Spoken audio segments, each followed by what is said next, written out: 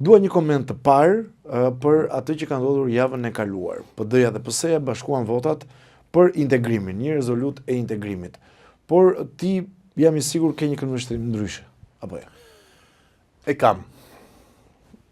Nuk më them që nuk e kam.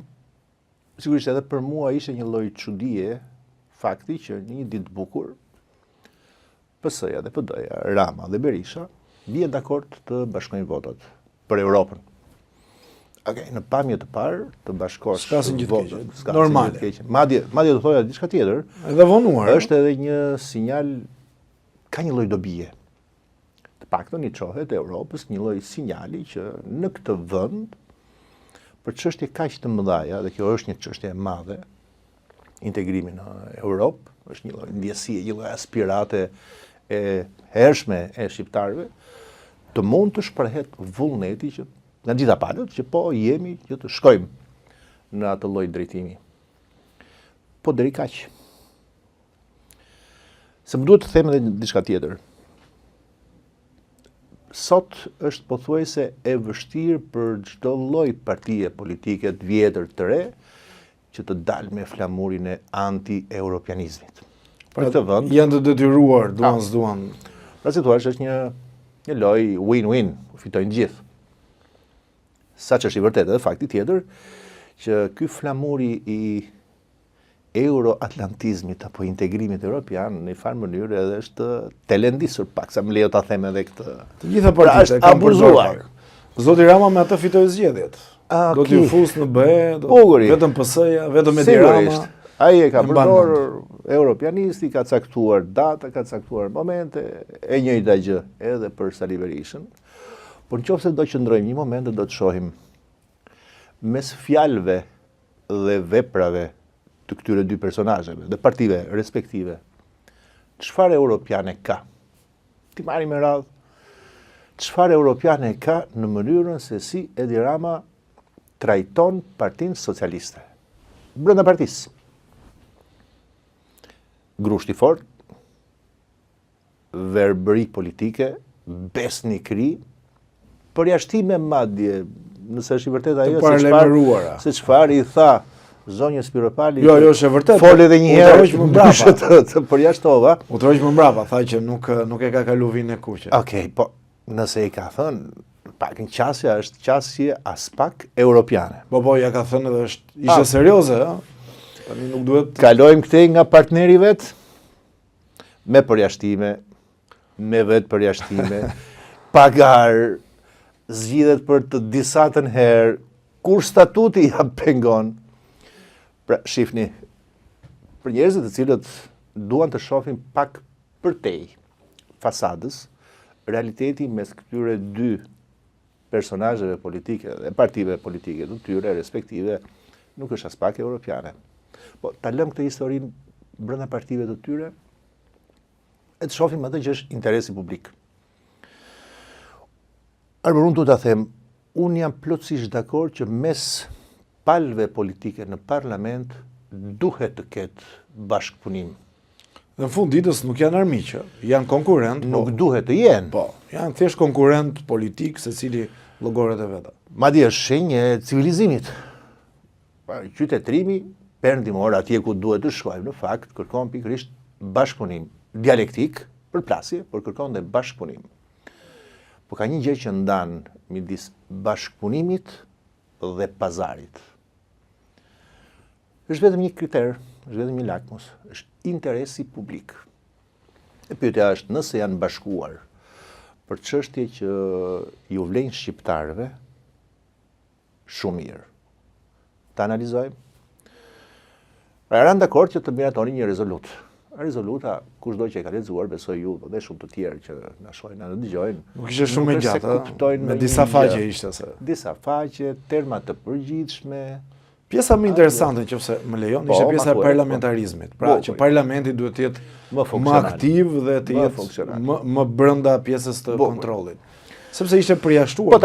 Po ta shohim nga ana. Po, është e vërtetë.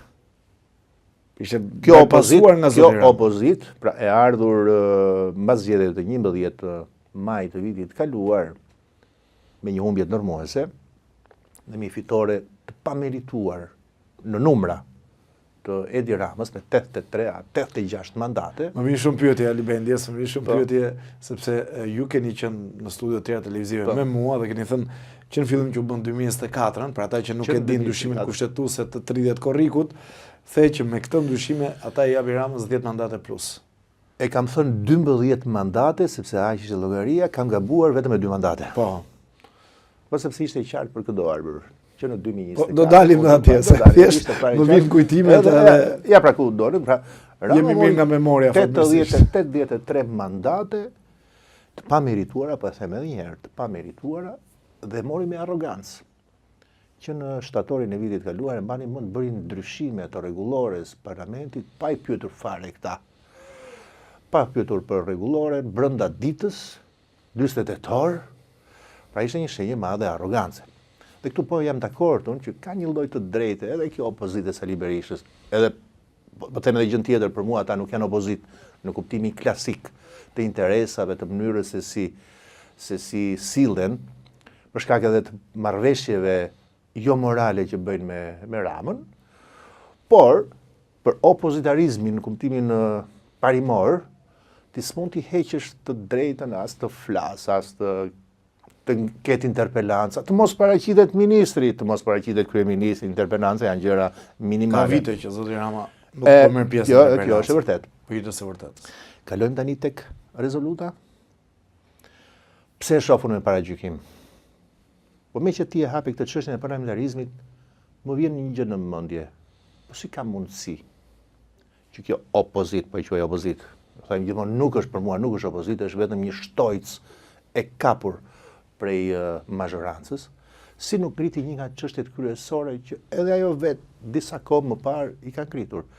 Çështjen e komisioneve hetimore. Ata janë dakord të bëjnë ca ndryshime rregullore. Rregulloria është akti i bashkëjetesës në parlament që trajton edhe çështjen e komisioneve hetimore. Komisionet hetimore, ju e dini, është një nga instrumentet më të fuqishme që një opozit ka për të kontrolluar qeverinë, dhe Europa këtë kërkon. Qeveria të kontrollohet nga parlamenti. Dhe ky kontrolli i parlamentit ndaj qeverisë në fakt është më tepër kontrolli i opozitës ndaj qeverisë, majoranca e ka të vetën. Nuk pash në asnjë rresht në një çështje për komisionet hetimore.